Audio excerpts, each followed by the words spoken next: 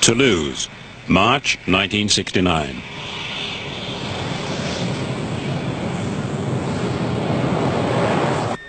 À Concorde, ici Blagnac Airport, autorisé décoller, vent au sol 320 degrés, 3 nœuds.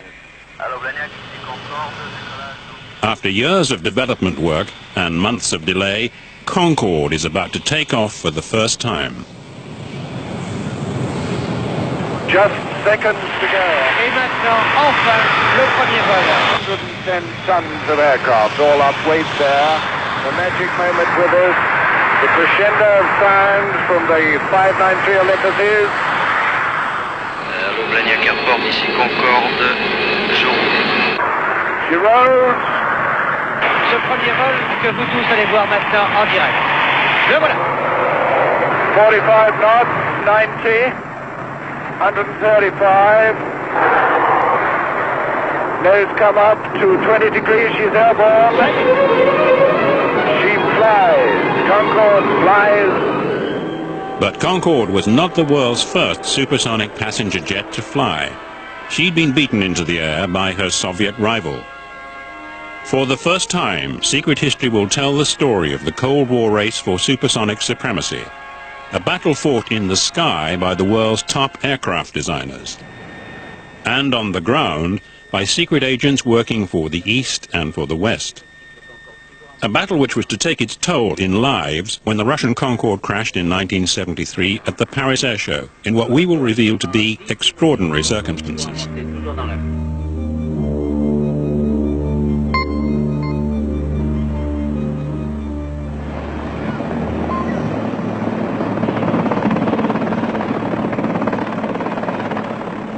The race to build the world's first supersonic passenger jet began in 1961, when President Khrushchev, flushed with success from recent triumphs in the space race, heard news reports of early development work on Concorde.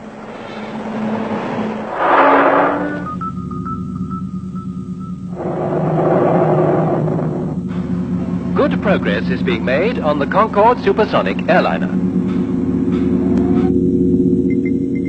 The BAC Works at Filton near Bristol is the British design and manufacturing centre for the Concorde.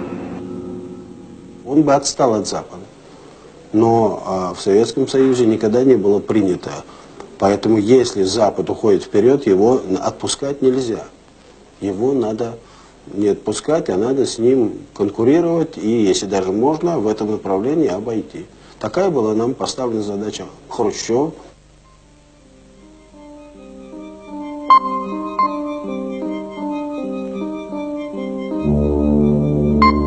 Deep in the heart of the Soviet Union, senior engineers from the Tupolev Design Bureau met in secret. Design blueprints for a Russian Concorde, called the Tu-144, were drafted and discussed. Khrushchev had appointed his favorite aircraft engineer, Andrei Tupolev, as the chief designer.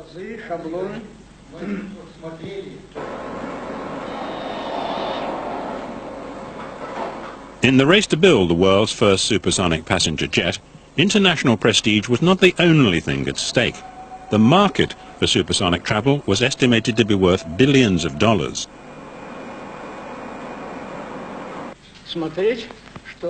In gunning for these rich prizes, the Russians lagged a long way behind the Concorde team. I would say as a rough estimate, maybe 2 years, 3 years. But further behind in some areas than others. They never closed the gap in engines because Stalin had decreed that computers were non-Marxist science. They never caught up with this in electronics.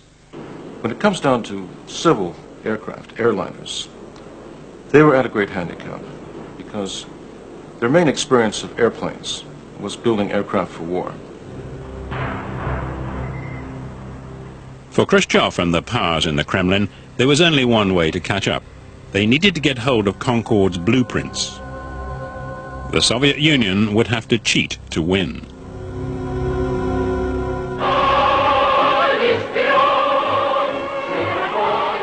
In the spring of 1963, Khrushchev instructed his vast espionage network to gather as much information as possible on Concorde's airframe and engines. There were lists of different things for their people in the West to find. Exchange students, for example, helped pay their scholarship in the West by leafing through open source magazines. The information was brought back into Russia. There was a kind of a central collection agency that got all this material together. This army of about 10,000 grubs going through this very turgid, very sensitive, hard to understand technical material. In France, the Russians recruited secret agents. Their mission, to penetrate Concorde's factories. The DST, the French intelligence service, was caught off guard. Et pendant un certain temps, les responsables économiques français, que ce soit des recherches de pointe ou les centres de recherche, n'avaient pas conscience des dangers que nous courions et du nombre d'agents qui, sur notre territoire, passaient leur temps à essayer de nous voler ces secrets. Within months of Khrushchev's order, Concorde secrets were heading east on the Ostend to Warsaw Express. As French counterintelligence were to discover in a later surveillance operation, Russian agents transferred the intelligence to microfilm. Then the couriers hid it behind grills, in towel dispensers, and in waste paper bins, cigar tins, and toothpaste tubes.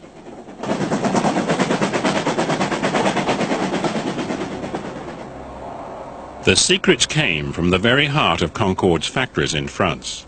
It wasn't until the beginning of 1964 that the West woke up to the threat posed by Soviet penetration. The DST sounded the alarm. La DST a pris des contacts avec les chambres de commerce, avec les syndicats patronaux, avec les amicales patronales pour leur donner des informations, pour les mettre en garde et pour leur dire qu'ils ne devaient pas hésiter à s'adresser au service de sensibilisation de la DST lorsqu'ils avaient un problème ou lorsqu'ils avaient une inquiétude. The DST had itself been warned. Acting on a tip-off from MI6 and the CIA that Sergei Pavlov, chief of Aeroflot in Paris, was in fact a Soviet secret agent, they placed him under surveillance. Pierre Lebejois was one of the DST's agents assigned to watch Pavlov. Sa profession supposée de directeur de l'Aéroflot à Paris lui permettait d'approcher normalement tous les milieux aéronautiques, toutes les compagnies aériennes, et de créer des liens, bien entendu, avec Pierre ou Paul, d'une compagnie aérienne ou peut-être d'un organisme qui a à sa disposition des documents techniques particuliers, qui les a normalement pour son travail. At all hours, day or night, Lebejois and his team of watchers tracked Sergei Pavlov through Paris.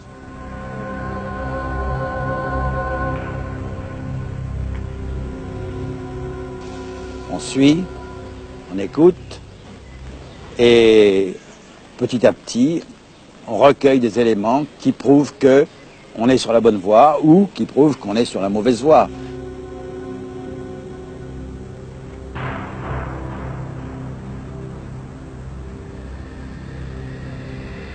L'espion soviétique ne brusque jamais les choses. Il est très psychologue, il a sûrement fait des études pour ça. On dispose de plusieurs fonctionnaires dans des situations normales aux alentours, qui ne bougent pas. L'apparition des femmes dans le service a beaucoup aidé dans ce domaine, parce qu'on a l'air moins bête avec une fille au bras que d'être tout seul. Et eh bien, on constate simplement... On one of his forays, Pavlov approached an airport worker at Le Bourget to obtain tire scrapings off the runway from Concorde testbed aircraft. With his guilt established, the DST played cat and mouse. They used the unsuspecting Pavlov to confuse the Russians. They fed him false intelligence. They brewed up in their laboratories, apparently, this marvelous rubber compound, something like bubble gum, previously unknown in the annals of industrial chemistry, and gave this to the Frenchman to pass on to his Soviet contact.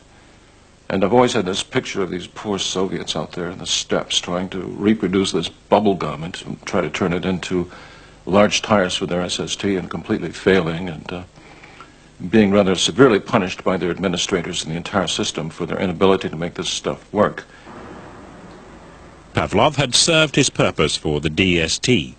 It was time to spring a trap. On the 1st of February 1965, he was due to meet a contact for lunch at La Flambée, a restaurant in the center of Paris. Et le restaurant a été surveillé par moi-même avec une dactylo du service, la plus sexy possible. Hélas, il n'y avait pas des tonnes de choix, mais enfin, on a quand même fait un tri. Et Pavlov est arrivé avec la personne dont je ne dis pas le nom. Et comme par hasard, il s'est assis à la table à côté de la mienne, juste en face de moi. Il a demandé une banane flambée. Et en français, c'est un jeu de mots. J'ai dit avec un air très amoureux à ma secrétaire dans l'oreille qu'il n'y a pas seulement la banane qui serait flambée dans 10 minutes. After a 2-hour lunch, Pavlov asked for the bill. It was the signal for the DST agents on the blocked-off streets outside to move in. Il s'était intéressé au Concorde. On a trouvé d'ailleurs dans sa serviette les plans du train d'atterrissage du Concorde. To avoid diplomatic embarrassment, the French deported Pavlov. On his return to Moscow, he became Deputy Minister of Civil Aviation. But in France, the Russians had many strings to their bow. Smug with success after netting Pavlov, the DST were not aware that another Soviet agent was operating undercover. His activities would not be discovered until it was far too late. The agent's name was Sergei Fabiev. In the drive to gather Concorde intelligence, he was Moscow's most powerful weapon. Fabiev, c'était un Français d'origine russe, donc à l'époque d'origine soviétique. C'était un ingénieur et qui finalement a été contacté par un officier traitant du GRU, service de renseignement militaire, et qui avait constitué un véritable réseau d'espionnage au bénéfice du GRU. For 15 years, undetected by the DST, Sergei Fabiev supplied thousands of pages of technical documents to his Soviet controllers, gleaned from his network of communist sympathizers and paid informants within the French aviation industry. Et il a été arrêté en 1977 et finalement, assez rapidement, une fois entre les mains des services de la DST, il a fini par coopérer dans une certaine mesure au cours de ses interrogatoires. Sergei Fabiev had been blown by a Soviet defector. In return for a reduction in his prison sentence under interrogation at DST headquarters, the devastating value of the secrets he'd passed to Russia became apparent. Car les agents qui se trouvent sur notre territoire correspondaient avec la centrale au service duquel il s'était placé par ce qu'on appelait des espèces d'émissions flash. The DST intercepted these messages and stored them in their archive. But without knowing Fabiev's transmission code, they couldn't decipher them. During his interrogation, Fabiev revealed his secret code, enabling the French to read the stored messages. The French, I understand, brought somebody back from retirement to work through this mountain of Russian language material, and in it they found the congratulations from Moscow for making off with the entire set of blueprints for the Concorde prototype. By the beginning of 1968, with the help of espionage agents like Sergei Fabiev, the Soviets had managed to catch up with Concorde. The shape of the Soviet plane was still a closely guarded secret. True to Khrushchev's orders, they were now poised to overtake the West.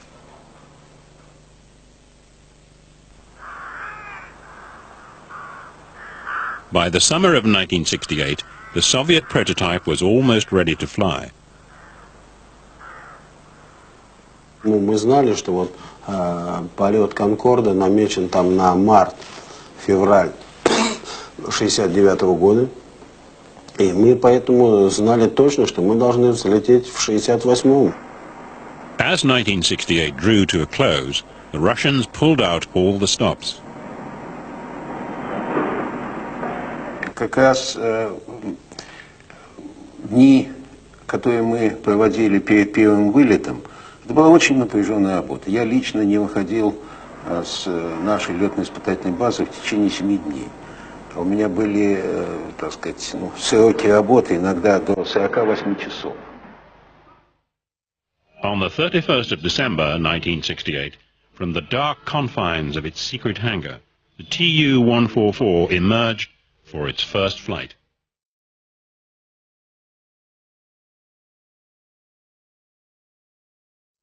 Its extraordinary resemblance to Concorde was immediately apparent.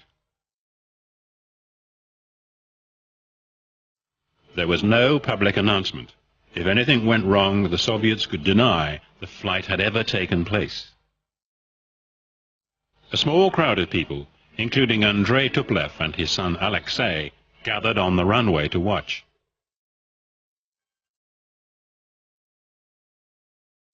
Я чувствовал себя хорошо. Отец чувствовал себя хорошо. Он был уверен, что в первом полете ничего не произойдет. Это передавалось нам, непосредственным исполнителям его воли.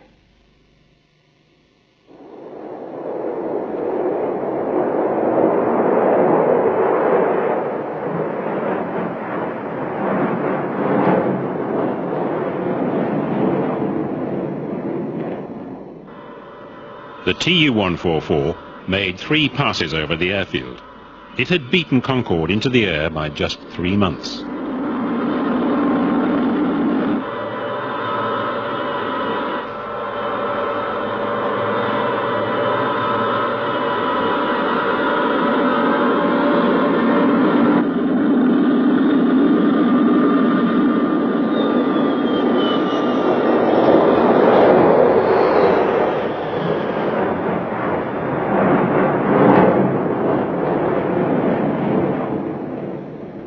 To be the first, just when you run on the sprint. If you win 1/10 of second, you'll be world champion. So we are first in the world, supersonic. Passenger. First. The Soviets flashed pictures of their triumph around the world. Western designers were appalled by the resemblance to Concorde. The media were quick to name it Concordsky.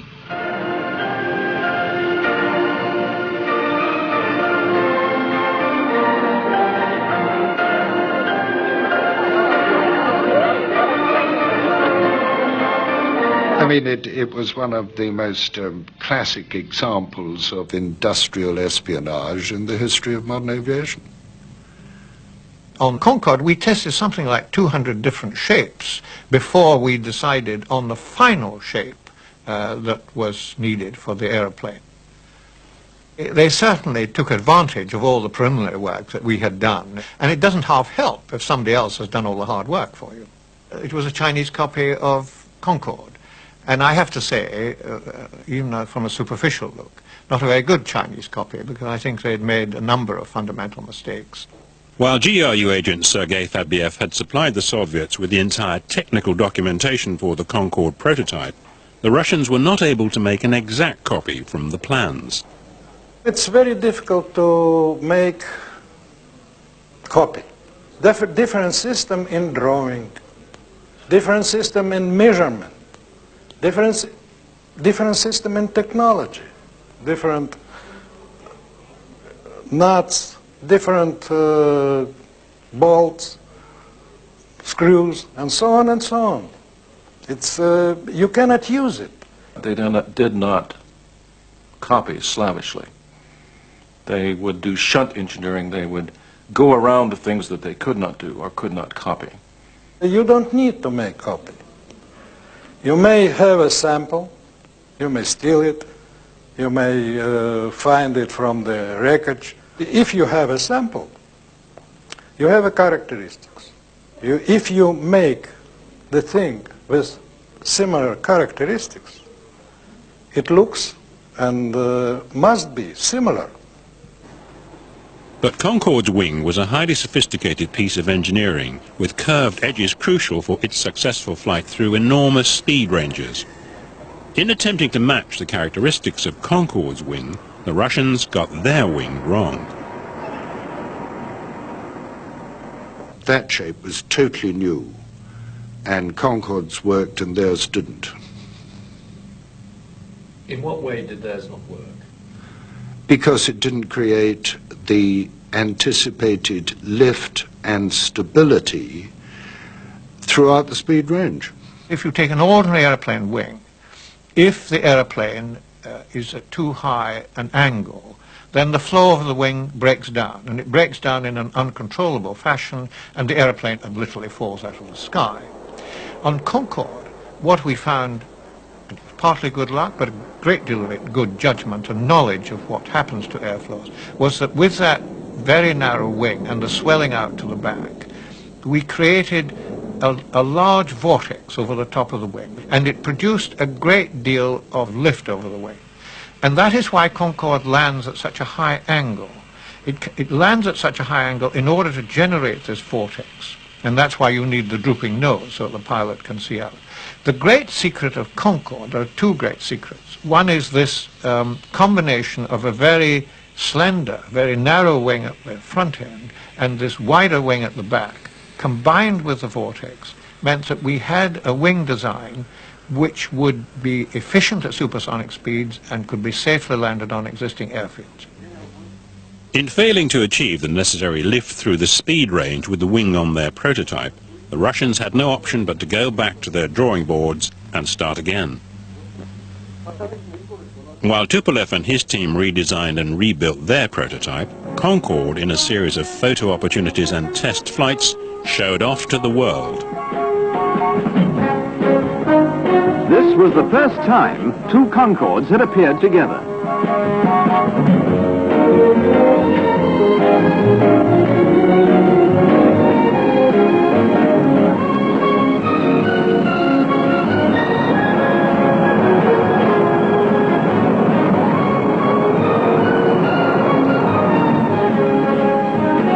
Split-second timing of the display and the immaculate flying by the two crews aroused immense enthusiasm.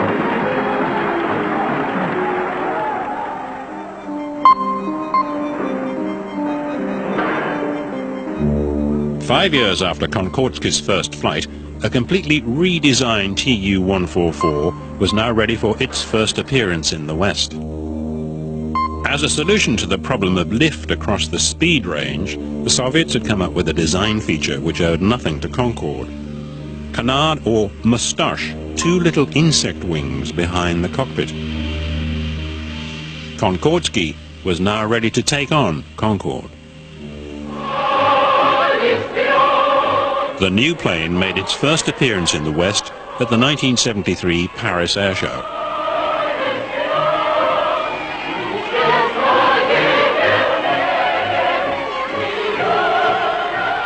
There was earnest consternation at the FAA in Washington. Are the Russians going to run away with the supersonic transport market? They claimed it was faster. They claimed it was clean and quiet. It was a very impressive aircraft. We took it very seriously. Competition between two airplanes was very well founded. I mean, they were both supersonic airliners. They were both, in 1973, both hoping to go into service, both hoping to carry passengers in large numbers. The Tu-144 was a larger airplane, carried more. And the world at that time didn't know which was going to be the better one. Like two supersonic gladiators, They would now battle it out in the sky. On the third day of the show, Concorde flew first. The Paris Air Show in '73, I'd sort of likened to a coming-out ball. We had the two highly prepared print young debutantes coming onto the world stage. It was a crucial time for the French and British. This was a symbol of Anglo-French cooperation with very dramatic political overtones, the sense that we are entering the EEC, the French are embracing the British. There's just a great deal of interest and excitement.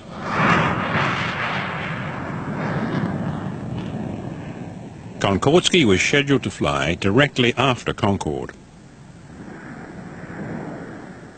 As it taxied for takeoff, the Russian pilot Koslov was told by the French air traffic controllers that his display time had been cut in half. The French, in my opinion, intervened into a scientific, technical spectacle for political reasons. This was a major piece of French prestige and honor. I think they simply wanted to showcase their bird. They wanted to show it off to the world and to push the Russians in the background. André Turcat and his chief mechanic watched the Tu-144's display. Nous avons vu de très près toute l'évolution, toute la présentation de l'avion, qui, je dois dire, a été très bien faite. En particulier un virage de 360 degrés au-dessus de la piste, à bonne inclinaison, qui était d'une régularité parfaite. Après ce dernier passage, ils ont fait une montée assez forte, mais très raisonnable. John Farley and his co-pilot Andy Jones were also watching. Because there was no cloud, he could go up and up and up, and I don't know, 3,500, 4,000 feet, this thing was just going up, looking at it as we were, you know, going away from us like this. And then suddenly, it just very abruptly levelled off. I mean, really violently. And it is something that you never see big aeroplanes do. Really violently change their pitch attitude. And both Andy and I went, oh.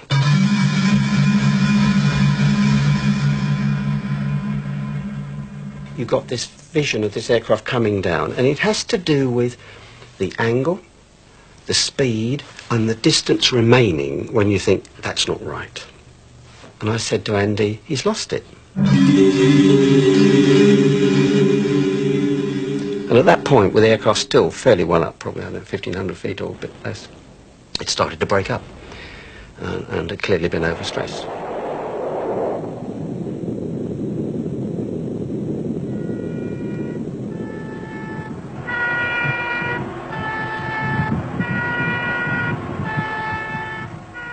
Six Soviet crew members and 8 French citizens died.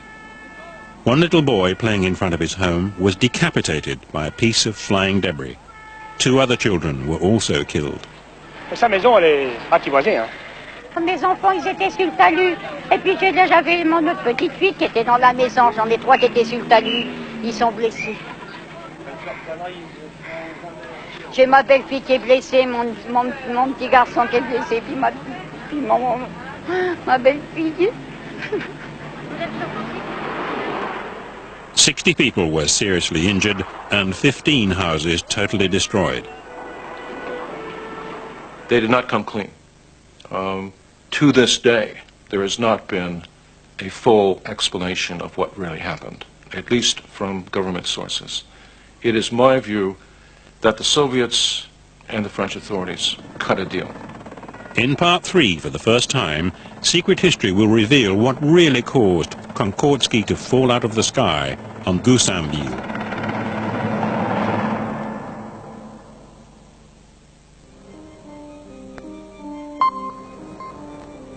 One year after Konkordsky crashed at Le Bourget, the French and Soviet governments issued a surprisingly short statement.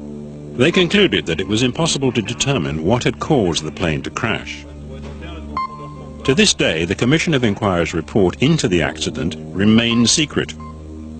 Among other mysteries, the black box had apparently been destroyed in the accident. I've never heard of a black box being destroyed. You have an aircraft that has broken up in the sky.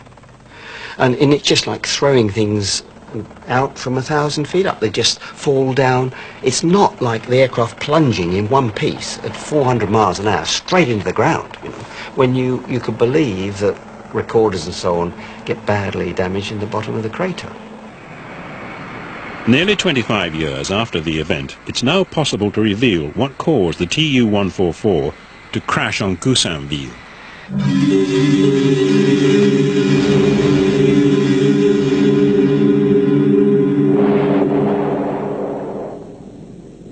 Minutes before Concorde and the Tu-144 were scheduled to fly, a French Army Mirage took off on a covert reconnaissance mission.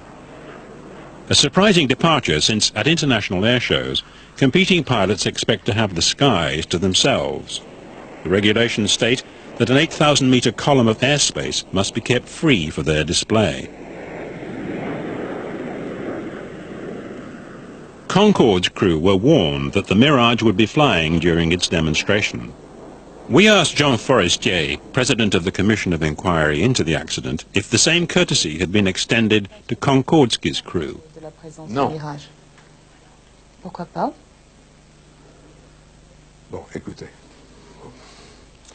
On est en train d'aller ailleurs. Si c'est ça, on va faire un tour d'éléments absolument impossible. Bon, écoutez, moi c'est très clair, la conversation a pris un tour tel que je vous prie de tenir tout ceci pour nul et non avenu et que je m'en vais. C'est clair. Bon, alors c'est fini. Non, mais c'est fini, puis c'est tout. Monsieur Forestier, c'est très important pour nous que nous... Oui, ben c'est très important pour vous. Vous mettrez ce que vous voudrez dans votre film, mais vous ne m'y mettrez pas. C'est clair. Bon, où est mon imperméable? Jean Forestier's remarkable revelation that the Soviet crew were not warned of the Mirage was excluded from the government's statement. The French were embarrassed to admit this breach of international airshow regulations because the Mirage was in fact on a clandestine mission to photograph the Tu-144 during its display. In particular, they wanted detailed film of the canards, the insect wings behind the cockpit. Subsequently, a similar wing design was used on French military aircraft. Flying at a height of approximately 4,000 feet, in and out of the cloud, the Mirage tracked the Tu-144 through its routine. As the Soviet plane climbed on a trajectory which would cross the Mirage's flight path, the pilot, Koslov, was not aware that it was flying directly above him. И в момент, когда летчики увидели «Мираж», который шел, значит, примерно на одной и той же высоте, что и Ту-144, понять, в каком направлении он шел, то есть на них или от них, они не могли. To avoid colliding with the Mirage, Koslov was forced to take drastic action. He pitched the plane violently downwards, causing gravitational forces of -1g, known in pilot's jargon as a bunt. And we talked to the Russian ground crew immediately after the accident, and they all said, as did a Rolls-Royce chap who was familiar with their engine, they all said, well, the engines would not have taken that bunt. Now, what they meant by that was that compressors would probably have surged. This means that you lose thrust. The rotating machinery at the front of the engine, which is generating the pressure before it gets to the combustion chamber where you burn the fuel, that will have stalled. It's purely aerodynamic, and it would have stalled. So he had 1, 2, maybe even all 3 or 4 of his engines misbehaving now. So he's level. And you can almost see the question mark over the top of the aeroplane, you know, as it's going along level. At a height of 4,000 feet, Koslov had just one option, to put the plane into a steep kamikaze dive in an attempt to windmill start his engines. So he's got to lower the nose, quickly get some speed up, get these engines blowing around, and then go through a few checklists, turn on the fuel, turn on the ignition, and so on. And I suspect that he did this and was completely preoccupied with it, probably got 1, 2, maybe even all of them going again, and suddenly thought, oh, look at the height, you see. Koslov clearly virtually recovered the aeroplane, but in so doing, which would have meant pulling back on the stick in this instance, he overstressed the aeroplane to such an extent that there was a structural failure.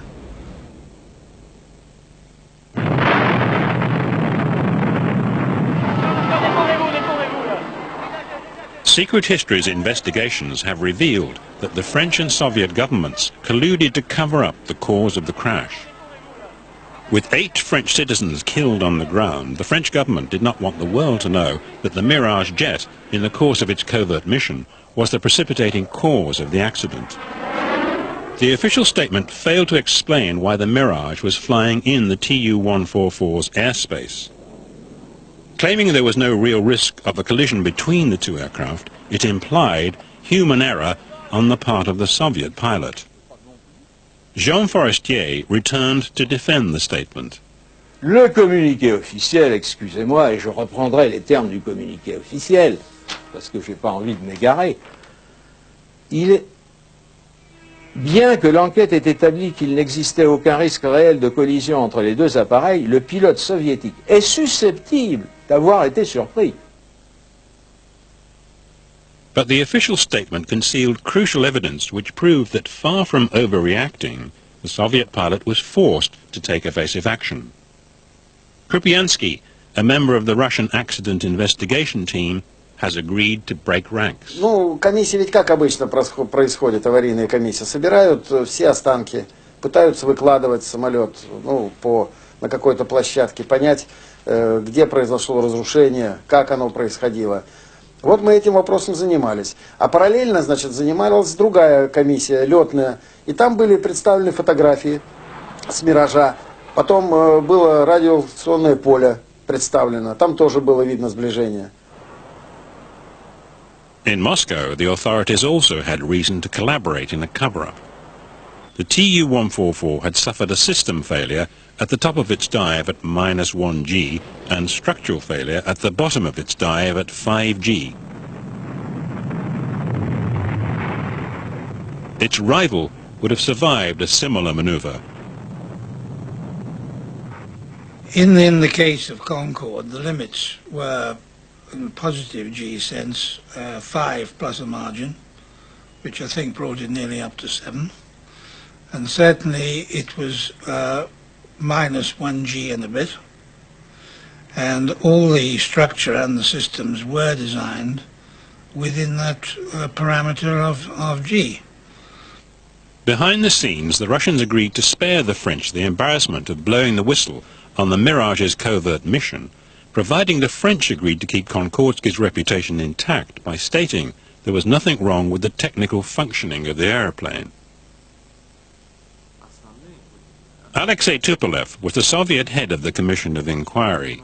We suggested to him that the French and the Russians colluded to cover up the true cause of the crash. Ну, так это каждой комиссии является не основной причиной. Rather than revealing the true cause of the crash, the government statement claimed that a fourth man, flight engineer Benderov, was filming in the cockpit on behalf of a French television crew and speculated that he was to blame. The French and the Russians are still sticking to their story today. И в заключении написано, что, скорее всего, эта камера, когда экипаж резко отдал колонку от себя, а Бендеров полетел вверх в потолок, она выпала из рук и попала между колонкой и полом кабины. C'est que dans le Tupolev 144, virgule, et probablement dans un certain nombre d'autres Tupolev à l'époque, virgule, il existe au pied du manche un creux énorme, un réceptacle qui permet éventuellement à une caméra ou à toute autre chose de venir coincer le manche en position plein piqué. The official statement suggested that with the control column blocked, the pilot could not pull the plane out of its dive. As proof of this theory, it claimed that Benderov's body was found in the cockpit. Il est certain que à la fin, il y a 4 cadavres là où il n'y a que 3 sièges. Il y a donc un homme non attaché dans la cabine au moment critique. But those on the scene at the time deny this. We tracked down the firemen who pulled the bodies of the aircrew from the wreckage. Alors le cockpit se situait de l'autre côté de la rue. Et on a retrouvé le tableau de bord, le cockpit et les pilotes au même endroit, c'est-à-dire dans les décombres du pavillon. Je dis c'est que les morceaux qu'on a vus, hein. Même au niveau des pilotes, ils étaient plus entiers, hein. C'était que. Si vous voulez, pour vous donner une image, c'est un pavillon avec un étage qui existait, hein. Et on a retrouvé tout le cockpit et les corps des pilotes dans la cave. Donc il a écrasé complètement le pavillon et tout s'est retrouvé en sous-sol. Il y avait combien de corps donc Ils étaient 3. 3 dans le pavillon qu'il a fallu sortir. Oui. Vous êtes bien sûr qu'il n'y avait pas un 4e corps Lorsque on a sorti les corps, on en a sorti 3. Je ne voudrais pas vous rappeler la manière dont peut être un corps quand il a reçu des tonnes de béton sur lui, hein. Maintenant, les totaliser, vous dire qu'il y en avait 4, qu'il y en avait 5. Moi, personnellement, je peux vous dire j'en ai sorti 3 parce que j'étais là. Such clear recollections flatly contradict the government's version. In particular, their hypothesis that Benderoff and his camera were responsible for the accident. During an uncomfortable interview, Jean Forestier finally admitted that high-level political considerations influenced the wording of the government's statement. Il y avait des groupes à un niveau nettement supérieur au mien de relations entre les autorités françaises et les autorités soviétiques qui opéraient donc à un niveau qui n'avait rien à voir avec une commission d'enquête technique cherchant paisiblement à faire le tour technique d'un accident.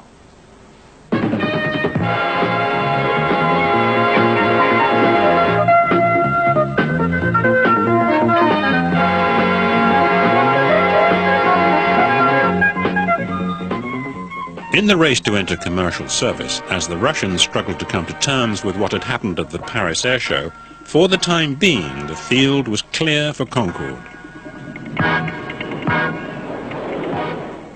Back in 1967, when the plane was first rolled out, the British and French were supremely confident that over 200 Concordes would be sold to the world's airlines.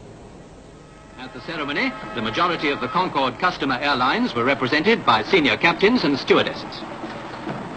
Options taken on Concordes by the world's major airlines represent a potential sales value of hundreds of millions of pounds. Supersonic stewardesses in their varied and colourful uniforms.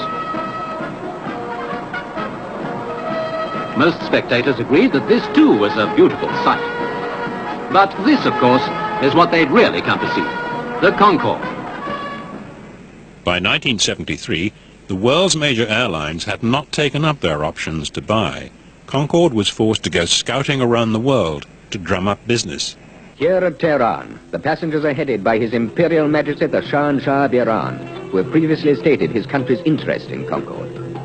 Even at twice the speed of sound, there isn't a tremor to shake the composure or the hand of the supersonic steward. But neither the Shah nor the major world airlines bought the plane. Concorde took a long time to develop. I mean, the development of a subsonic aircraft is perhaps 2.5 years. Concorde took 11 or 12 years. And the world changed in that time. With the introduction of the 747, the mass market was where the big money was to be made, not from the jet set in a plane burdened by sonic booms. The environmental lobby became much stronger than it was in the 1950s, particularly in relation to sonic booms. And once it had been decided that the aircraft could not fly supersonically, even over desert lands, then that reduced an enormous slice of the market. Despite original projections of over 200 Concordes, just 16 were built. The calculations that had been made on the profitability of Concorde simply went out of the window, so that one was left in the end with the two national airlines as the only customers for the airplane. Konkordsky's future was even more uncertain. Andrei Tupolev did not live to see his plane crash at Paris. He died in 1972. Despite efforts to exonerate his plane from blame, to the powers in the Kremlin, its image had been tarnished. No longer the proud symbol of Soviet scientific endeavor, Konkordsky's commercial service was confined to domestic flights. but his team remained loyal. Но я совершенно четко могу сказать, что, значит, в целом ряде параметров Ту-44 он превосходит Конкорд. Мое мнение таково, что самолет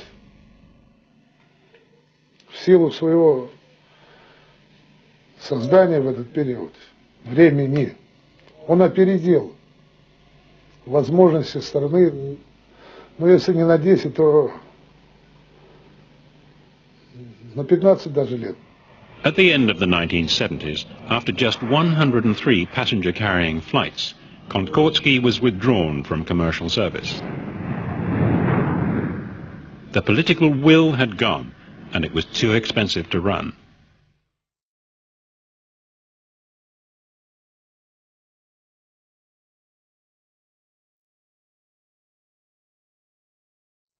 Of the 17 planes built, 3 survived for military flight tests.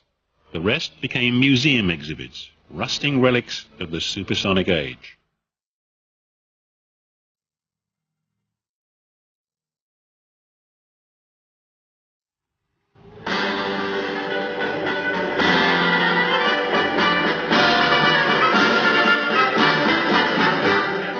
But earlier this year, in a twist resonant with irony, Konkordsky, a supersonic phoenix, rose from the ashes. This is truly an historic occasion. Being able to share our joy in this remarkable aircraft provides visible evidence of a new period of cooperation in aeronautics between Russia and the United States. American choose our Tupolev 144 for flying laboratory for the second generation SST, because we can fly faster, we can fly higher. Well, the purpose of the project is to get technical data actually from in-flight measurements on an actual supersonic transport, very large supersonic transport. So we can drill holes in it and put in pressure taps, acoustic microphones, all of those kind of things. To go ahead and develop a supersonic transport of the next generation will require an investment of over $20 billion US.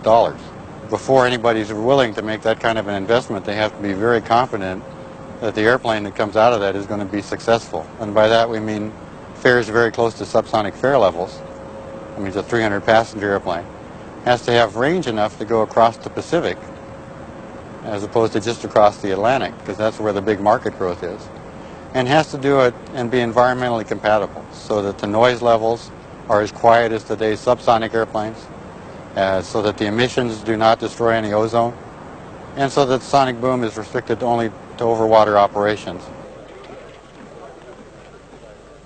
In the new race to build a second-generation supersonic passenger jet, the Eagle and the Bear are united against Europe. Britain and France have also designed a son of Concorde.